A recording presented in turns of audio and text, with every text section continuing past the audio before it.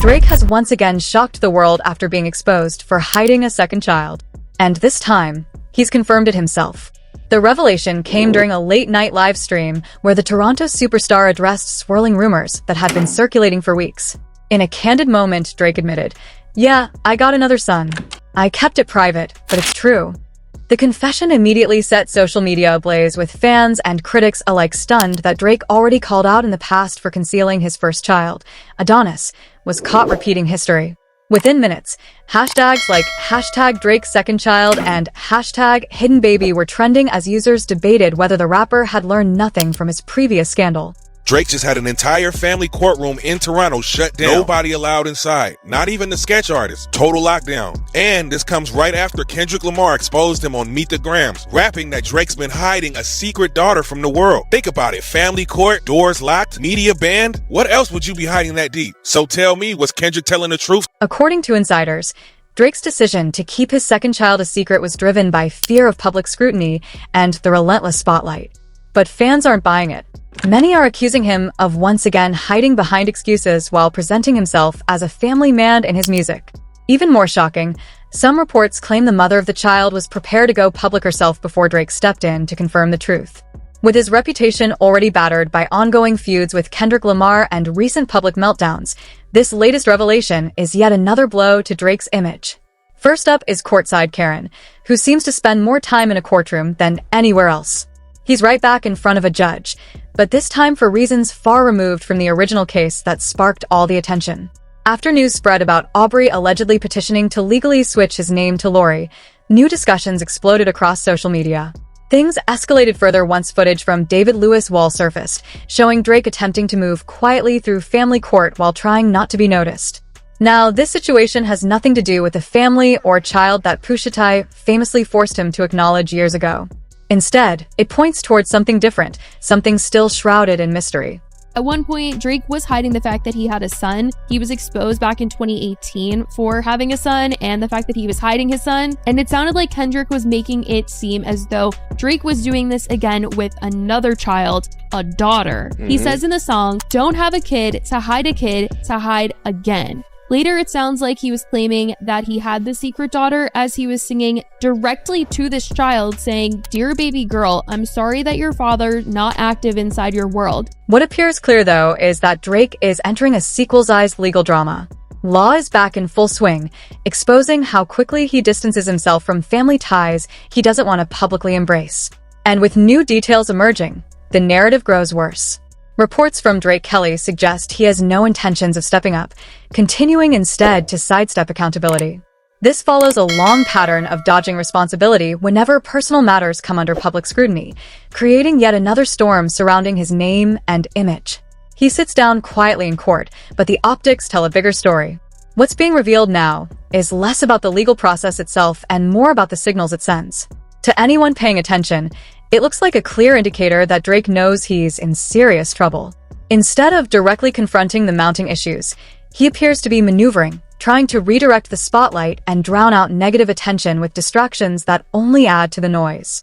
This recurring strategy has developed into what many observers now label the Karen cycle or robbery loop. The process is familiar. Controversy erupts. Whether it's leaked legal documents, damaging statements from labels, or fresh reports tied to his family situation, yet the response is always avoidance. Rather than publicly addressing the storm, he sidesteps, moving the conversation towards something less damaging, but often more irritating. The latest family court appearance, coupled with rumors of another hidden family, has only amplified speculation.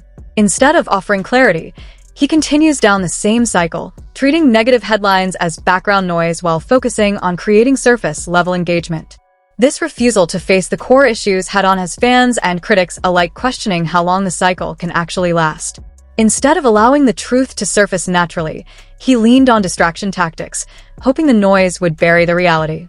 The moment he was spotted in court, knowing eyes were on him, he seemed determined to redirect attention before speculation grew any louder. The chosen move, dropping the Nokia video. This wasn't just a music release. It came across as carefully timed misdirection, an attempt to shift focus from courtroom whispers to rap debates. Around the same period, he posted an image with references to Podium, coupled with a shot that many claimed looked like him leaving court. At the time, Fans thought it was simply pettiness aimed at Kendrick Lamar, a subtle jab meant to reignite competition. But in hindsight, the picture painted a different story. It revealed a pattern of poorly veiled cover-ups, a habit of trying to mask personal issues with superficial entertainment moves. Instead of staying ahead of the narrative, his diversions only highlighted that something deeper was being hidden. To make matters worse, the recent label statement openly hinted that his problems were far more severe than minor issues. This, combined with the courtroom appearance, suggests that the distractions are no longer enough to keep public eyes from probing into what's really unfolding behind the scenes. The cycle continues, and it's clearer than ever. Every time the heat turns up, the distractions roll out. Now, with family court records and even sketches surfacing of a mystery woman linked to the case, the noise has become impossible to ignore. Instead of addressing it directly, the diversion machine is already in motion. This isn't just another slip. It's a moment that mirrors the first time Pushit forced his hand, exposing truths that shook the industry. Only now, the stakes are even higher. If Kendrick Lamar's diss prove accurate, and if this courtroom revelation gains traction, the credibility Drake built could collapse in real time. The timing feels desperate. Teasers and subtle hints have been trickling out, signaling that another major drop is looming, not because it's planned artistry, but because it's damage control. He knows the engagement farmers will swarm, flooding timelines with his release, turning public attention away from what's unraveling behind closed doors. But this pattern only fuels suspicion. By leaning into constant distractions instead of transparency, he risks confirming the very narratives he wants to bury. The question is no longer whether the diversions are effective. It's how long they can hold back the truth before everything comes crashing through. For all the wrong reasons, this new announcement has people shaking their heads. Instead of stepping into a serious interview with someone respected in the culture, whether it be Elliott Wilson, Sway, Zane Lowe, or even academics who has always leaned in his favor, Drake chose to return to Bobby Alto. The clip posted online was meant to look like a triumphant reunion, but in reality, it screamed desperation. The optics told a bigger story, avoiding the culture entirely. This wasn't about answering questions or clearing the air. It was about hiding from hip-hop scrutiny. By choosing Bobby, a comedian known for her viral awkwardness, the move looked less like strategy and more like retreat. This decision feels eerily familiar. The first Bobby interview marked the start of the last downward spiral. It created headlines, fueled controversy, and became one of the dominoes that set off Kendrick Lamar's Like That moment. A moment that permanently shifted the tide. Now, instead of repairing that damage, Drake appears to be repeating the same mistake. The signal is clear. He's not interested in facing real questions. Not from the culture, not from journalists, not from anyone who could hold him accountable. Instead, he's leaning on viral comedy and lightweight conversation as a shield, trying to laugh his way out of heavier truths. But every dodge only deepens the perception that he's hiding something much bigger. Scared of facing real hip-hop platforms, Drake's fallback was predictable. Run straight to comedy content and let the engagement farmers do their part. As always, the result is a wave of corny skits, memes, and manufactured laughs designed to drown out serious conversation. It isn't humor, it's distraction. But even that wasn't enough. Drake doubled down trying to convince fans that the recent accusations surfacing about him were fake. He wanted them to believe he'd never crossed certain lines, even though history already showed otherwise. In one post, he tried to sound clever, writing, "Y'all could learn a thing or six, but I'm done filling the career gaps with a bridge reel." Attached was a collage, messy and strange, with Drake front and center, snapping a mirror selfie beside a sign that literally read BS Corner. To critics, that wasn't coincidence. It was confession. To loyalists, it was another cryptic gem to defend. But to the wider culture, it looked like gaslighting. The oldest trick in the book. Shift blame, claim conspiracy, and act like the world is plotting to drag him down. What makes this worse is the source of where the truth leaked.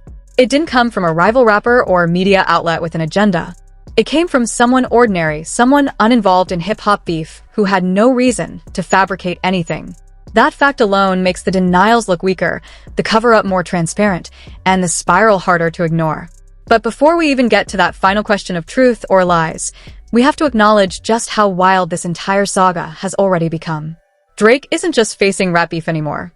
He's staring down real-world accusations, courtroom appearances, and rumors that could permanently reshape his image in ways no diss track ever could.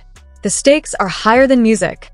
This is about reputation, legacy, and credibility. For years, Drake's mastered the art of controlling narratives, but now the walls are closing in. With every leaked sketch, every eyewitness account, and every suspicious cancellation, it feels like the armor he's built for over a decade is finally cracking. Fans aren't just debating if he took a lyrical loss to Kendrick. They're questioning his very character. And when an artist loses that trust, when the audience starts doubting the foundation of the persona, the fall is almost impossible to recover from. That's why this moment feels so critical. Drake isn't just fighting to maintain chart dominance. He's fighting to prove he can survive when the truth gets too loud to ignore. And what makes this downward spiral even worse is that Drake himself is the one fueling the fire.